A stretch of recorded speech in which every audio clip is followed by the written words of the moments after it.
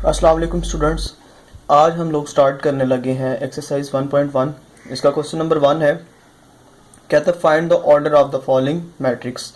यानी उसने हमें मैट्रिक्स दिए हुए हैं, ए से लेकर एच तक मैट्रिक्स हमें उसने दिए हैं। 8 मैट्रिक्स इसमें उसने हमें दिए हैं और वो कहता है कि आपने क्या चीज़ फाइंड करना है, इन मैट्रिक्स को ऑर्डर फाइंड करना है। इससे जो फर्स्ट लेक्चर था उसमें मैंने आपको बताया था कि ऑर्डर कैसे फाइंड करना है। अगर आपके पास कोई मैट्रिक्स हो तो आपके पास अगर उसकी रोज़ और उसके कॉलम की तादाद पता हो तो पहले नंबर पे हम किसकी तादाद लिखते हैं, रोज़ की तादाद, और दूसरे नंबर पे कॉलम की तादाद। तो वो उसका क्या स्पेसिफाई करता है, उसका ऑर्डर। तो क्वेश्चन नंबर फर्स्ट का ये वाला क्वेश्चन हम करेंगे। हमारे पास मैट्रिक्स ए उसने दी है और वो कह रहा है कि इसका आपने क्या चीज़ फाइंड करना है, ऑर्डर फाइंड करना है। तो अगर आप देखेंगे इसकी कितनी रोज़ हैं, मैंने कहा था जो हॉरिजॉन्टल एंट्रीज होंगी वो क्या कहलाती हैं, रोज़ होती हैं। तो ये रो 1 है और ये क्या है, रो 2। और इसका कॉलम क्या है, जो वर्टिकल एंट्रीज होंगी वो क्या कहलाएंगी, इसके कॉलम होंगे। तो इसकी कितनी रोज़ हैं, 1 2, और कॉलम्स कितने हैं, 1 2। तो इसका ऑर्डर क्या होगा, पहले नंबर पे हमने किस चीज़ को लिखना है, इसकी रोज़ की तादाद कितनी है, 2, यानी फर्स्ट रो सेकंड रो। उसके बाद इसके कॉलम की तादाद कितनी है, फर्स्ट कॉलम सेकंड कॉलम। तो इसका कॉलम कितना हो गया, 2/2। तो इसका ऑर्डर क्या हो गया फिर, 2/2 हो गया। इसके बाद सेकंड मैट्रिक्स है, उसका भी ऑर्डर हमारे पास क्या होगा, इसकी जो रोज़ हैं वो कितनी है, 2, फर्स्ट रो सेकंड रो, और इसके कॉलम कितने हैं, 2 कॉलम है। तो इसका ऑर्डर क्या होगा, 2/2।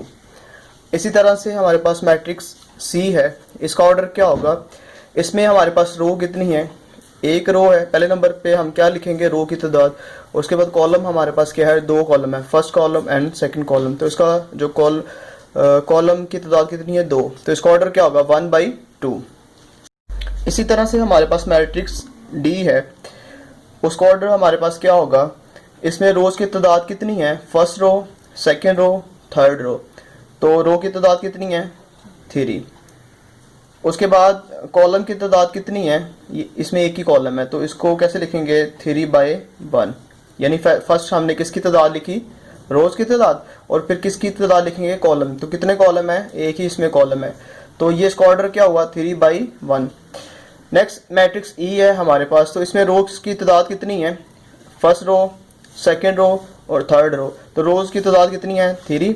उसके बाद कॉलम की तादाद कितनी है, फर्स्ट कॉलम सेकंड कॉलम। तो सेकंड कॉलम की तादाद कितनी है, 2। इसके बाद हमारे पास मैट्रिक्स एफ है, इसमें जो रोज की तादाद है वो कितनी है, एक रो है इसमें। तो इस पहले क्या लिखेंगे, रो की तादाद। उसके बाद कॉलम की तादाद कितनी है, वो भी 1 है। तो फिर इसका ऑर्डर हमारे पास क्या होगा, 1/1। यानी फर्स्ट किसकी तादाद है, रोज की तादाद, सेकंड कॉलम की तादाद।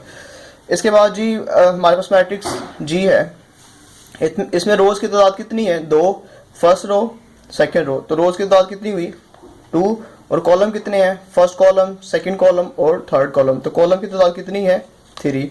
तो इसका ऑर्डर क्या होगा, 2/3, यानी फर्स्ट रो की तादाद और फिर कॉलम की तादाद।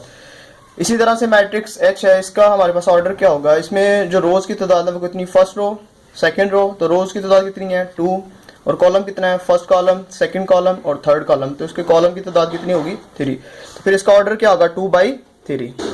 स्टूडेंट्स एक्सरसाइज 1.1 का क्वेश्चन नंबर 2 जो है उसमें उसने हमें मैट्रिक्स ए से लेके जे तक मैट्रिक्स दिए हैं और कहता है कि which of the following matrix are equal.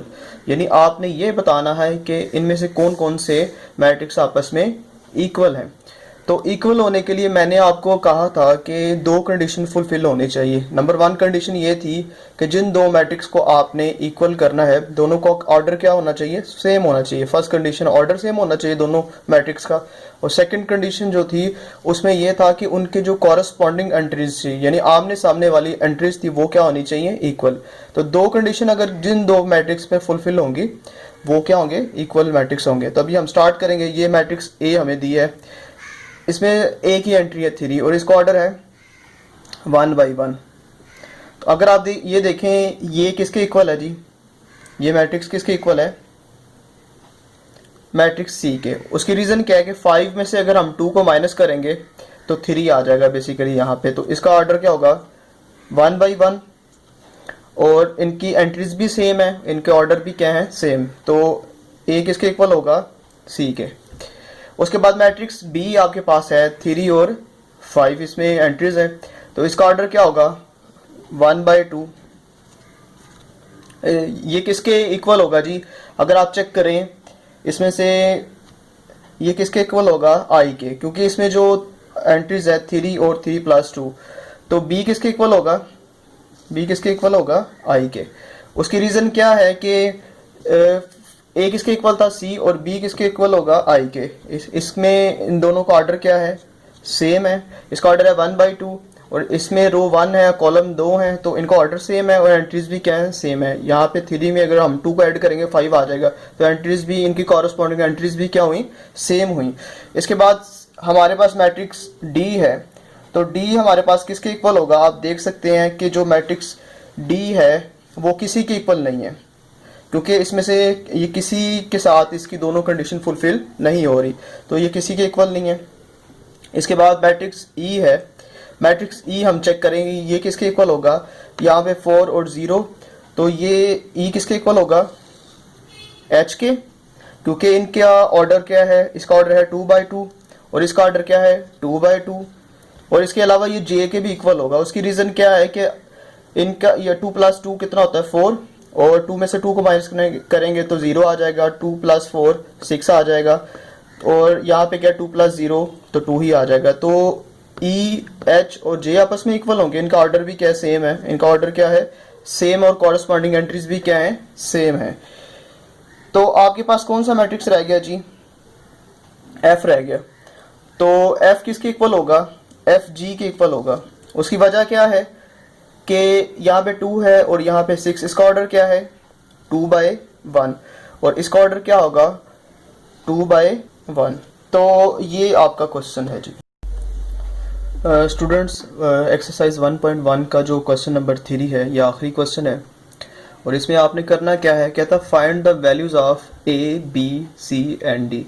आपने ए, बी और सी और डी की वैल्यू फाइंड करनी है विच सेटिस्फाई द मैट्रिक्स इक्वेशन, यानी आपके पास दो मैट्रिक्स दिए गए हैं और दोनों क्या है, इक्वल है मैट्रिक्स, यानी ये वाला मैट्रिक्स इसके क्या है, इक्वल है। तो आपने क्या करना है, इसमें से ए, बी, सी और डी की वैल्यू आपने फाइंड करनी है। तो कैसे फाइंड करेंगे, मैंने कहा कि दोनों मैट्रिक्स क्या है आपके पास, इक्वल है। तो इसका क्या मतलब हुआ कि एक तो इन दोनों का ऑर्डर भी सेम है, और दूसरी कंडीशन क्या है कि इनकी कॉरस्पॉन्डिंग एंट्रीज भी क्या है, सेम है, यानी आमने सामने वाली एंट्रीज भी क्या है, सेम है। तो इसका मतलब है कि a + c जो है हमारे पास वो किसके इक्वल है, यहाँ पे एंट्री क्या है, 0 के इक्वल है। उसके बाद ये वाली जो एंट्री है a + 2b ये किसके इक्वल है, -7 के। उसके बाद c - 1 ये किसके बराबर है, 3 के। उसके बाद 4d - 6 किसके इक्वल है, 2d के। तो अब आपने करना क्या है कि इसमें से a, b, c और d की वैल्यू आपने फाइंड करना ही है। अगर आप देखें हमारे पास इसमें से अगर आपने a फाइंड करना है तो c की वैल्यू होनी चाहिए, या c फाइंड करना तो a होना चाहिए। तो अभी इसको सॉल्व नहीं करेंगे। इसमें अगर आपने a फाइंड करना है तो b की वैल्यू होनी चाहिए, अगर b की फाइंड करनी है तो a की होनी चाहिए। तो ये भी अभी सॉल्व नहीं होगा, लेकिन इसको अभी हम सबसे पहले सॉल्व कर सकते हैं। उसकी वजह क्या है कि ये जो -1 है राइट में जाएगा तो क्या बनेगा, +1। तो 3 और 1 को अगर ऐड करेंगे कितना आ जाएगा, 4। तो आपको c की वैल्यू क्या मिल गई है, 4 मिल गई है। उसके बाद इसको भी आप सॉल्व कर सकते हैं। यहाँ पे क्या है 4d, ये 2d प्लस का है, लेफ्ट में आएगा तो क्या बनेगा, -2d बन जाएगा, इक्वल है। ये -6 है, लेफ्ट में राइट में जाएगा तो +6 हो जाएगा, यानी इंटरचेंज किया है। +2d को हम लेफ्ट में लेके आए तो ये माइनस में हो गया, और -6 को हम राइट में लेके गए हैं तो ये प्लस में से हो गया। अब 4d में से 2d अगर माइनस करेंगे +2d आएगा, बड़ी वैल्यू के साथ प्लस है तो प्लस आएगा। 4 में से 2 को माइनस किया तो 2d आ गया, और बड़ी वैल्यू के साथ क्या साइन है, प्लस, तो इसके साथ प्लस ही आएगा, इक्वल है 6। 2 इधर मल्टीप्लाई हो रहा है d के साथ, उधर जाके 6 को क्या करेगा, डिवाइड करेगा, ये कैंसिल होगा। तो d की वैल्यू आपके पास क्या आ जाएगी, 3 आ जाएगी। आपको c और d की वैल्यू मिल गई है।